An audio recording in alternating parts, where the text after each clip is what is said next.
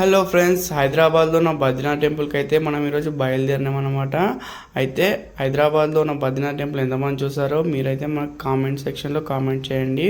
అయితే చూడని వారి కోసం అయితే ఈరోజు మనం బద్రీనాథ్ టెంపుల్కి అయితే బయలుదేరినాం. అయితే ఆ టెంపుల్ ఎవరు కట్టారు, ఆ కట్టడానికి ఎన్ని సంవత్సరాలు పట్టింది, ఎప్పుడు ప్లాన్ చేస్తారనే మొత్తం వివరాలు మనం తెలుసుకుందాం. వీడియోని అయితే స్కిప్ చేయకుండా చూడండి. ఇప్పుడు మనం టెంపుల్ దగ్గరికి అయితే వచ్చేసామన్నమాట. ఇక్కడ చెట్టు కింద కార్ పార్క్ చేసి టెంపుల్ ముందుకు వెళ్తే టెంపుల్ ముందు మొత్తం చిన్న చిన్న షాప్స్ అయితే పెట్టారు, కొబ్బరికాయలు అవి అనమాట. అయితే ఈ మధ్య చాలా ఎండలు కొట్టాయి కదా, వాళ్ళు భక్తుల కోసం అయితే తడకలు పెట్టి ఇక్కడ క్యూ లైన్ అయితే ఏర్పాటు చేశారు. ఇప్పుడు అంతమంది లేరు. ఈ టెంపుల్ ముంగట ఫ్రంట్ సైడ్ లుక్ అనమాట ఇది. ఈ టెంపుల్ కట్టాలన్న ఆలోచన అయితే 2011లో తగిన స్థలం కోసం అన్వేషణ అయితే ప్రారంభించారు. హైదరాబాద్ యొక్క 4 మూలాలను వెతికి చివరికి 3 సంవత్సరాల తర్వాత ఈ స్థలాన్ని అయితే గుర్తించారు అని విక్రమ్ సింగ్ ఉనల్ గారు అయితే అన్నారన్నమాట. వారు 60 ఏళ్ల క్రితం ఉత్తరాఖండ్ నుంచి ఇక్కడికి హైదరాబాద్కి వచ్చి ఇక్కడ స్థిరపడ్డారు. ఉత్తరాఖండ్ నుంచి వచ్చిన వలస కుటుంబాల సంస్థ అధ్యక్షుడే విక్రమ్ సింగ్ ఉనల్ అన్నమాట. ఆయనకు వచ్చిన ఆలోచనే ఈ బద్రీనాథ్ టెంపుల్. బద్రీనాథ్ ఆలయానికి సంబంధించిన మొత్తం బ్లూ ప్రింట్ను రిటైర్డ్ ఆర్మీ అధికారి, ఆర్కిటెక్చర్తో నిపుణుడు రోషన్ సింగ్ నెగ్గి తయారు చేయించారు. దాదాపు 30,000 మంది సభ్యులతో కూడిన ఎన్జిఓ ఉత్తరాఖండ్ కళ్యాణాధికారి సంస్థచే నిర్మించబడింది. ఈ ఆలయం 1550 చదరపు గజాలలో విస్తరించి ఉంది. ఆలయ నిర్మాణానికి విరాళాల ద్వారా దాదాపు ₹1,00,00,000 వరకు వచ్చాయని తెలపడం జరిగింది. ఆలయ నిర్మాణం దాదాపు 5 సంవత్సరాలు పట్టిందని చెప్పారు. ఇక్కడ ప్రధాన దేవతలు బద్రీనారాయణ్, నారాయణ్ నల్లరాతితో చెక్కబడ్డాయి. మిగతా విగ్రహాలు జైపూర్ నుండి వచ్చిన పాలరాతితో చేయించబడ్డాయి. అని ఇంకా టెంపుల్ గురించి చాలా విషయాలు తెలుసుకుందాం. ముందుకెళ్తూ అయితే మొత్తం టెంపుల్ గురించి మొత్తం వివరాలు అయితే తెలుసుకుందాము. ఇక్కడ టెంపుల్ దర్శనం అయింది. అక్కడ నుంచి లక్ష్మీదేవిని దర్శించుకొని అయితే టెంపుల్ వెనక సైడ్ నుంచి అయితే మేము ఇక్కడ బ్యాక్ సైడ్ వచ్చాము. నేను ఇంతకుముందు వచ్చినప్పుడు పక్కకున్న ఒక బిల్డింగ్ కనబడుతుంది కదా, కన్స్ట్రక్షన్ అవుతుంది కదా, అదైతే లేదు. ఇది ఇటు సైడ్ నుంచి అయితే దర్శనం చేసుకుని వచ్చి ఇక్కడ డోర్ కనబడుతుంది. అక్కడ ప్రసాదాలు అయితే ఇస్తున్నారు. అందుకే అక్కడ మందు అయితే కనబడుతున్నారు కదా, ఆ ప్రసాదాలు తీసుకొని అయితే ఇక్కడ నుంచి చక్కగా మెట్లు దిగి కిందికి వెళ్ళిపోతారు అనమాట. ఈ చూస్తున్నారు కదా ఈ గోపురం, ఇది ఈ టెంపుల్ బ్యాక్ సైడ్ లెఫ్ట్ సైడ్లో అయితే నిర్మించారు కొత్తగా. ఎందుకంటే మంది ఎక్కువ వచ్చినప్పుడు అయితే విఐపీల కోసం డైరెక్ట్గా ఇక్కడ సైడ్ నుంచి మెట్లు అయితే ఏర్పాటు చేశారు. దీని ద్వారా డైరెక్ట్ పైకి వచ్చేయచ్చు ఇక్కడ సైడ్ నుంచి.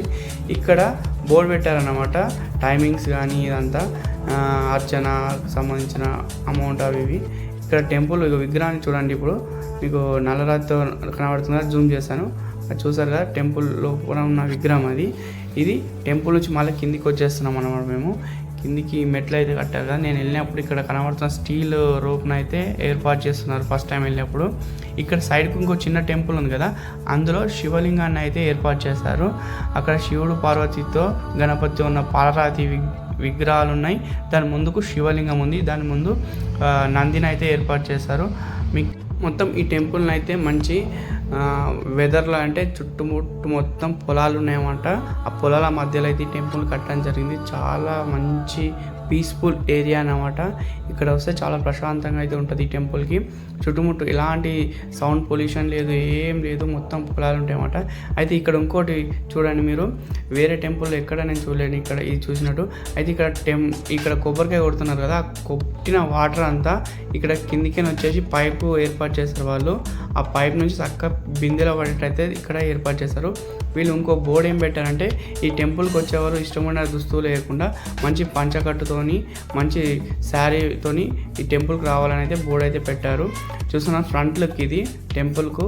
మంచి డిజైన్, సేమ్ టు సేమ్ బద్రీనాథ్కు ఎలాంటి కలర్స్ అయితే ఉన్నాయో సేమ్ టు సేమ్ అలానే ఇక్కడ కూడా సేమ్ అలానే డిజైన్ చేయడం జరిగింది.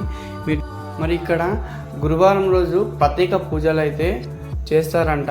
ఇక్కడ బద్రీనారాయణ్ని దర్శించుకోవడానికి అయితే సమీపంలో ఉన్న గ్రామాల నుంచి అయితే చాలామంది భక్తులు అయితే వస్తుంటారంట. ఈ టెంపుల్కి లెఫ్ట్ సైడ్లో ఒక లిఫ్ట్ అయితే కనబడుతుంది కదా, ఇంతకుముందు నేను వచ్చినప్పుడు లేకుండే. ఇది మన ముసలి వాళ్ళ కోసము, కొంచెం హ్యాండిక్యాప్డ్ కోసం అయితే ఈ లిఫ్ట్ని ఏర్పాటు చేశారు అనుకుంటున్నాను. అయితే ఈ ముందు షాప్స్ కనబడుతున్నాయి కదా, చెట్ల కింద కార్లు అయితే పార్క్ చేశారు. ఎందుకంటే ఎండ చాలా విపరీతంగా కొడుతుంది.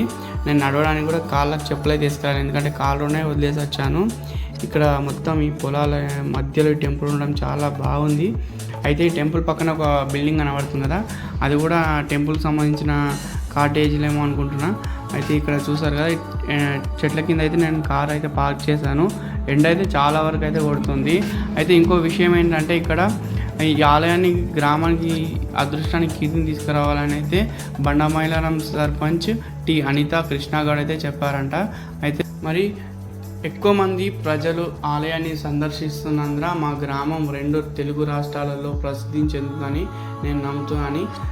బండమైలారం సర్పంచ్ టి అనిత కృష్ణాగౌడ్ అయితే మరొకసారి చెప్పడం జరిగింది. ఇక్కడ టెంపుల్ ముంగట టోకెన్ ఇస్తున్నారు కదా, అది టెంపుల్లోకి కార్ పార్కింగ్ చేసే టోకెన్ అన్నమాట.